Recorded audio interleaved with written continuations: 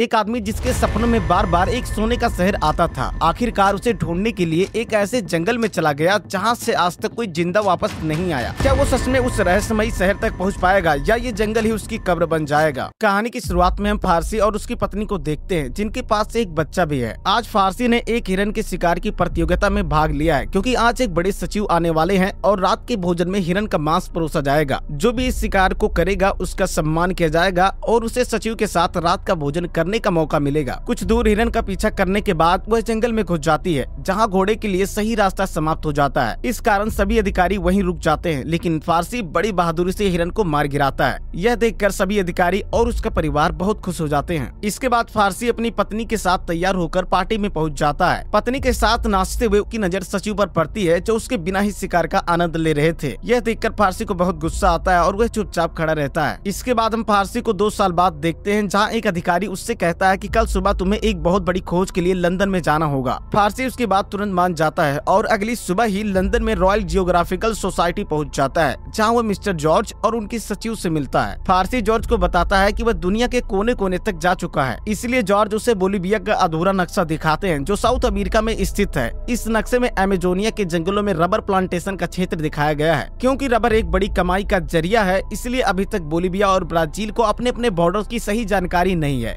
दोनों देशों के बीच इस कारण युद्ध छिड़ सकता है और वे नहीं चाहते हैं कि उसका नक्शा उनके पड़ोसी देश द्वारा बनाया जाए, इसलिए उन्होंने यह काम इंग्लैंड को सौंप दिया है। और जॉर्ज कहते हैं कि फारसी इस अधूरे नक्शे को पूरा करे। फारसी पहले भी इस तरह के कई काम कर चुका था, लेकिन अब वह अपने परिवार के साथ समय बिताना चाहता था, इसलिए वहाँ जाने से हिचकिचा रहा था। मगर जॉर्ज उसे बताते हैं कि इस काम में बहुत ज्यादा जोखिम है और उसकी जान भी जा सकती है, क्योंकि यह जंगल बेहद खतरनाक है। लेकिन अगर वह इसमें सफल हो जाता है तो उसे सैनिक सम्मान मिलेगा और उसके पूरे परिवार का नाम भी रोशन होगा। दरअसल फारसी के पिता भी एक सैनिक थे, लेकिन शराब और जुए की लत के कारण उन्होंने अपने परिवार की प्रतिष्ठा खराब कर दी थी। अपने परिवार की खोई हुई इज्जत और सम्मान को वापस पाने के लिए फारसी इस खोज पर जाने के लिए तैयार हो जाता है। इसके बाद फारसी यह बात अपनी पत्नी को बताता है। उसकी पत्नी उसे बताती है कि वह फिर से मां बनने वाली है, लेकिन इसके बावजूद फारसी की हिम्मत देकर उसे जाने की अनुमति दे देती है। सुबह होते ही फारसी पानी वाले जहाज से निकल जाता है। जहाज में उसे एहसास होता है कि कोई उसका पीछा कर रहा है, इसीलिए वह एक सुनसान जगह पर छिप जाता है। जैसे ही वह आदमी वहाँ पहुँचता है, फारसी उसे दबोच लेता है। इसके बाद हमें पता चलता है कि इस व्यक्ति का नाम हेनरी कॉस्टिन है, जिसे जॉर्ज ने ही यह जांचने के लिए भेजा ताकि फारसी वाकई अपनी खोज के लिए जा रहा है या नहीं। हेनरी फारसी को बताता है कि वह भी उसके साथ जाएगा। आपको बता दें कि हेनरी बहुत ज्यादा शराबी है, लेकिन इसके बावजूद वह राइफल और बंदूक बहुत अच्छी तरह से चलाता है और उसे बहादुरी का मेडल भी मिल चुका है। फारसी उसकी शराब फेंक देता है और कहता है, अब से हम खोज करता है, इसलिए मुझे तुम्हारी पूरी काबिलियत की जरूरत है। हाल ही में फारसी को एक तार मिलता है, जिसमें लिखा था कि उन्हें इस नए देश में रियो वार्डन नदी तक जाना है और उसका स्रोत ढूंढना है, जो बोलिविया और ब्राजील की सरहद बनेगा। वे लोग जंगल और पहाड़ी इलाकों में जाकर नक्शा बनाना शुरू कर देते हैं, लेकिन आगे उनके साथ क्या होगा इस बात से वे अनजान थे। जुलाई 1906 में वे लोग ब्राजील के पूर्वी इलाके तक पहुंच जाते हैं। धीरे धीरे रात हो जाती है और रात के अंधेरों में उन्हें कुछ आवाजें सुनाई देती है। जब वे उन आवाजों का पीछा करते हैं तो जंगल के बीचों बीच आदिवासियों की एक पार्टी में पहुंच जाते हैं, जहाँ बड़े पैमाने पर रबर बनाया जा रहा था। वहाँ उन्हें नीना नाम का एक अधिकारी मिलता है, जो वहाँ जासूसी का काम कर रहा था। वह फारसी को बताता है कि उससे बॉर्डर कमीशन की तरफ से हाल ही में एक टेलीग्राम मिला है, जिसमें लिखा है कि वे इस अभियान को तुरंत बंद कर दें, क्योंकि वहाँ के लोग आपस में लड़ने लगे हैं, जिसमें उनकी जान भी जा सकती है। यह सुनते ही फारसी गुस्से में कहता है, तुम एक और टेलीग्राम भेजो कि हम अभियान बंद नहीं करेंगे और अपनी योजना के मुताबिक आगे बढ़ेंगे। नीना उसे एक आदमी से मिलवाता है, जिसकी वहाँ पर एक रबर कंपनी है। फारसी उसे अपने बारे में बताता है और कहता है कि उन्हें कुछ आदमियों की जरूरत पड़ेगी, साथ ही एक भारतीय गाइड की भी आवश्यकता है। इसमें उस आदमी का भी फायदा था, क्योंकि अगर बोलिविया और ब्राजील के बीच युद्ध होता है तो उसका नुकसान भी हो सकता है। इसलिए वह अपने कुछ बंदियों और एक आदमी को गाइड के रूप में देता है और चेतावनी देता है कि जो भी नदी में गया वह आज तक वापस नहीं लौटा। लेकिन इसके बावजूद फारसी 3 बड़े बड़े राफ्ट बनवाता है और ढेर सारा खाने पीने का सामान लेकर निकल जाता है। वह किसी भी कीमत पर अब अपनी खोज को पूरा किए बिना वापस लौटना नहीं चाहता था। धीरे धीरे उनका खाना खत्म होने लगता है। इतनी बड़ी नदी थी और उसमें मछलियाँ भी बहुत थी, लेकिन जाल में एक भी मछली नहीं आ रही थी, क्योंकि यह एक हरा भरा रेगिस्तान था। कुछ दूर चलने के बाद उन्हें एक बोट दिखती है। फिर उन्हें लगता है कि कोई जर्मन होगा जो रबर की खोज में आया होगा। जैसे ही वे उनके पास जाने की कोशिश करते हैं, उनके ऊपर तीरों की बारिश होने लगती है। दरअसल यह वहाँ के आदिवासियों की एक चाल थी। सभी लोग तुरंत पानी में कूद जाते हैं। हेनरी और नीना जैसे ही पिराना मछलियाँ देखते हैं, तुरंत बाहर निकल जाते हैं, लेकिन फारसी उसी जाल में फंस जाता है। ऊपर से पिराना मछलियाँ भी उस पर हमला कर देती हैं। वे दोनों बहुत मेहनत करके फारसी को पानी से निकालते हैं। बाहर निकलते ही फारसी जल्दी से जाल बाहर खींचता है, शायद उसमें कोई खाने लायक मछलियां फंस जाए, लेकिन ये क्या, सारी मछलियां भाग चुकी थी। सभी बहुत ज्यादा निराश हो जाते हैं। कुछ लोग तो भूख के मारे रोने पर मजबूर हो जाते हैं, क्योंकि अब वे लोग भूख से मरने वाले थे। फारसी भी हैरान था कि आखिरकार इस जंगल में यह चल क्या रहा है। इसी बीच उनका एक साथी इसका जिम्मेदार फारसी को मानता है, क्योंकि वह एक कैदी था, लेकिन कम से कम उसे खाने के लिए कुछ तो मिलता था। लेकिन अब वे लोग फारसी की वजह से यहाँ भूख से मरने वाले थे। इससे पहले कि वह फारसी पर हमला करता, नशे में होने के बावजूद हेनरी अपनी राइफल से उसका कान उड़ा देता है, जिससे सभी लोग डर जाते हैं। तभी उनके सामने वह झरना आ जाता है, जिसे देखने के बाद हेनरी खुशी के मारे पागल हो जाता है, क्योंकि वे पहले गोरे थे जिन्होंने इस नदी के स्रोत को खोजा था। फारसी अपनी आखिरी रीडिंग को पूरा कर ही रहा था कि तभी उसके पीछे एक आवाज सुनाई देती है। यह एक सुअर था। फारसी अपनी बंदूक निकालकर निशाना लगाता है। यह उनके लिए आखिरी मौका था अपने लिए खाना ढूंढने का। फारसी जैसे ही गोली चलाता है, वह सुअर वहीं पर ढेर हो जाता है, जिससे सभी लोग खुश हो जाते हैं, क्योंकि अब इतने दिनों बाद सभी को पेट भर खाना खाने का मौका मिलेगा। तभी फारसी को वहीं जमीन के अंदर बहुत पुरानी मिट्टी के बर्तन मिलते हैं। इससे उन्हें पता चलता है कि यहाँ पहले कभी बस्ती थी। तभी वहाँ पर एक ब्लैक पैंथर आ जाता है, जिससे डर के वे लोग वहाँ से निकल जाते हैं, ताकि दुनिया को बता सकें कि उन्होंने क्या खोजा है। कुछ दिनों बाद फारसी अपने देश पहुँच जाता है, जहाँ पर उसके सम्मान के लिए ढोल ताशे बज रहे होते हैं और ढेर सारे लोग उसका स्वागत करने आए होते हैं। फारसी के अब 2 बेटे भी हो चुके थे। इसके बाद फारसी मिस्टर मैरी से मिलता है, जो उसे बताते हैं कि हम सभी आरजीएस में तुम्हारा भाषण सुनना चाहते हैं, क्योंकि वहाँ पर सभी लोग उसकी बहादुरी की ही चर्चा कर रहे थे। इसलिए अगले दिन आरजीएस में फारसी अपने भाषण के दौरान उन मिट्टी के बर्तनों को दिखाता है और बताता है कि अमेजोनिया में सोने का शहर छुपा है। यह सुनकर वहाँ बैठे लोग हंसने लगते हैं और उसका मजाक उड़ाने लगते हैं, क्योंकि उन्हें लगता है कि वह झूठ बोल रहा है। इसलिए फारसी मैरी और अपने दोस्त हेनरी के साथ एक बार फिर से सोने का शहर खोजने की शर्त लगाता है। लेकिन इस बार उसके फैसले से उसकी पत्नी बिल्कुल खुश नहीं थी, क्योंकि वह इतने सालों बाद अभी तो आया था। लेकिन फारसी लोगों को चुप कराने के लिए किसी भी तरह से फिर से अपनी पत्नी को मना लेता है। उसके बाद फारसी 1912 में अपनी खोज फिर से शुरू करता है। इसमें मैरी की हालत थोड़ा खराब हो जाती है। उसके भारी बैग की वजह से उसे आगे चलने में दिक्कत हो रही थी, लेकिन कुछ दिन चलने के बाद वे लोग नदी तक पहुंच जाते हैं। एक बार फिर से वही आदिवासी उन पर हमला करने लगते हैं और कुछ लोग जंगल में छुप जाते हैं। इस बार फारसी एक गाना गाने लगता है, जिससे वे लोग उन सभी को अपने कबीले में ले जाते हैं, जहाँ वे इंसानों को आग में भूनकर खाना खा रहे थे। दरअसल यह लोग आदमखोर थे जो इंसानों का मांस खाते थे, और यह सब उनके लिए बेहद डरावना था। इसलिए मरी हेनरी और अपने साथियों को वहाँ से तुरंत जाने के लिए कहता है, लेकिन फारसी कहता है कि हमें इनकी बात सुननी चाहिए, क्योंकि ये लोग हमें सोने का शहर ढूंढने में मदद कर सकते हैं। उसके बाद फारसी सरदार से सोने के शहर के बारे में पूछता है। सरदार उसे अपने चेहरे पर खून लगाने के लिए देता है। इसके बाद वह सरदार कहता है कि हमने इस शहर के बारे में सुना है, लेकिन कुछ कह नहीं सकते। आगे इन्हें ऐसे कबीले मिलेंगे जो इनकी मदद कर सकते हैं। इसके बाद वो एक दवाई पीसकर नदी में डालते हैं, जिससे बहुत सारी मछलियाँ ऊपर आ जाती हैं। यह देखकर वे हैरान रह जाते हैं, क्योंकि पिछली बार वे मछलियाँ नहीं पकड़ पाए थे। और कमाल की बात यह थी कि ये लोग मछलियों को मारते नहीं थे, सिर्फ उन्हें बेहोश करते थे और जितनी जरूरत होती उतनी ही मछलियाँ मारते थे। इधर मैरी रास्ता भटक गया था और चलते चलते उसकी हालत एकदम खराब हो जाती है। उसके पैर का घाव ज्यादा इन्फेक्टेड हो गया था, जिससे वह मरने की कगार पर आ जाता है। इसलिए फारसी उसे अपना आखिरी घोड़ा और जरूरत का खाना देकर वापस भेज देता है, और बाकी सभी लोग खजाने की खोज में आगे बढ़ते हैं। कुछ दूर चलने के बाद फारसी को 2 चट्टानों के बीच बहुत सारी खोपड़ियाँ मिलती हैं, जिससे उसे लगता है कि खजाने के वे बहुत करीब है। तभी हेनरी उसे बताता है कि हमें वापस जाना होगा। दरअसल मरी ने उनके साथ धोखा किया था, उनके सारे खाने में तेल डाल दिया था और अब उनके पास केवल 7 दिन का खाना बचा था। इसलिए ना चाहकर भी सभी लोग को अपनी खोज यहीं पर रोकनी पड़ती है, वरना सभी लोग भूख से मारे जाएंगे। उसके बाद वह लोग शहर जाकर आरजीएस को टेलीग्राम भेजते हैं कि मैरी बहुत ज्यादा घायल हो गया था, इसलिए उन्हें वापस भेज दिया गया। शायद वो जिंदा बिना बचे हों और हमारा बाकी ग्रुप जल्दी इंग्लैंड पहुंच जाएगा। जब फारसी अपने घर पहुंचता है तो अब उसकी एक बेटी भी हो चुकी थी और उसका बड़ा बेटा जैक जवान हो चुका था। कुछ महीनों स्ट्रगल करने के बाद मरी भी जिंदा वापस लौट आता है और वह उन तीनों पर झूठा केस लगाता है कि उन लोगों ने मुझे बहुत ज्यादा परेशान किया था और मुझे जंगल में अकेला मरने के लिए छोड़ दिया था। वह फारसी को माफी मांगने के लिए कहता है, लेकिन फारसी माफी मांगने के बजाय इस इंस्टीट्यूट को इस्तीफा दे देता है और कहता है आज के बाद मैं जो करूंगा खुद करूंगा, और वहाँ से चला जाता है। घर पहुँचते ही उसकी पत्नी बताती है कि तुम्हारे लिए खत आया था, जिसमें लिखा था कि अगर कोई भी ऑफिसर काम पर नहीं है तो उन्हें तुरंत वार ऑफिस में अपना नाम दर्ज कराना होगा।